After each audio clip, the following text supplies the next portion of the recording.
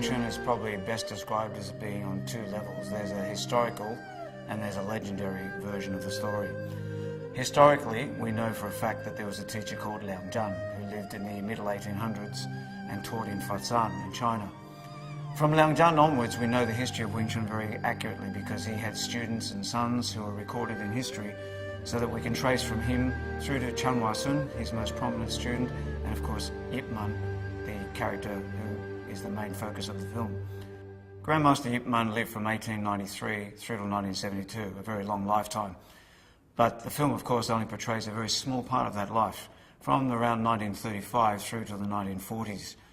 We see him portrayed as a very successful and quite well-to-do landowner, and then we see his very rapid decline due to the invasion of the Japanese, which causes him to live a life of poverty and be forced to use his martial arts in ways that he never imagined he would.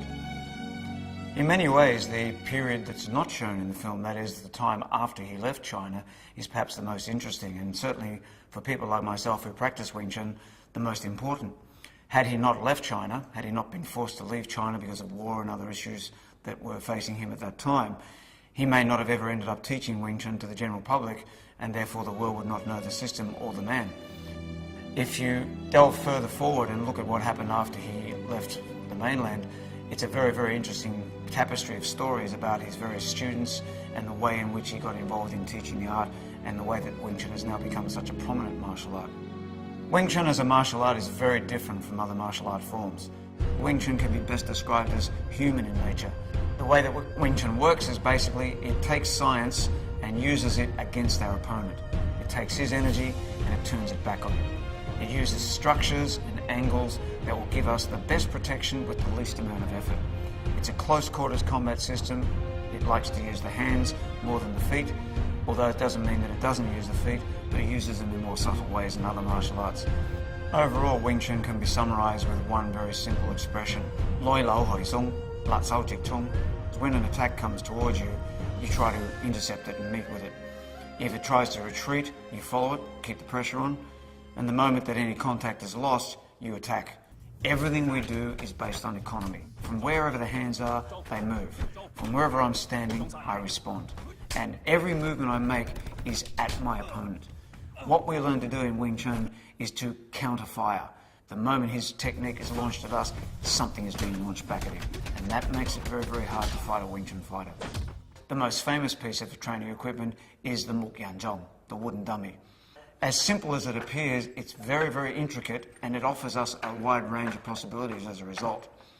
In terms of what the dummy is really all about, it's to recover. It's teaching you to recover from the simple mistakes that occur, because being human beings, we can't always get it right. I like to believe that the version of the dummy form that I've been taught by my instructor is a very, very practical one, because my teacher was known for his real-life practice in the streets of Hong Kong, learning how to make Wing Chun work where it really counted. The Wing Chun system is based on reality of combat. We don't do things that are flashy, flamboyant, and totally useless in combat. Wing Chun comes from a tradition of Beimo. Ip Man himself was very, very fond of testing his skills against fellow martial artists. It was about personal attribute development.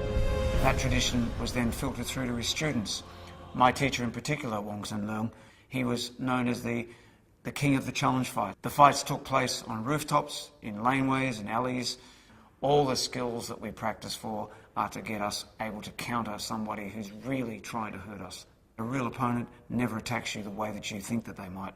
You can have whatever ideas in your head that you think you understand about fighting, and the real opponent will do something completely different. There often isn't time to see what's happening. There isn't time to think about it. It's got to be instinctive.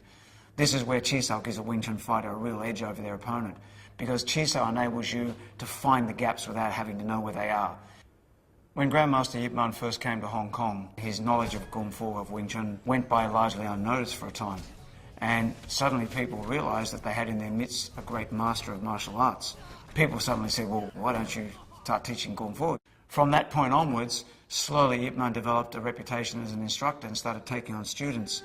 The four most famous students of all being Leung Xiao, Chu Xiongtin, Lok Yu, and my own teacher, Wong Sun Leung.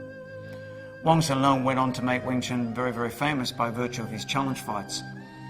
And Those rooftop fights and the fame that came from those gradually filtered around the colony of Hong Kong until other people became very interested. One of those was a very young Bruce Lee. So he took him under his wing. And especially for the last 18 months or so before Bruce Lee left Hong Kong for America, he was training on an almost daily basis with my teacher. I recently read that there are as many as 4 million people practicing Wing Chun in the world today. If it hadn't have been for Ip Man making that trip from China, there might not be Wing Chun in the world today. Ip Man has left us an amazing legacy, and that legacy has been enhanced by people like Wong Sin Leung, Bruce Lee and the like. In the film Ip Man, it really captures Wing Chun in the way that is most real from all the examples that I've seen in the past. The portrayal of Grandmaster Ip Man is outstanding in every respect. It's a film that, as a Wing Chun practitioner, I'm very, very proud to look at as a part of our history and our heritage.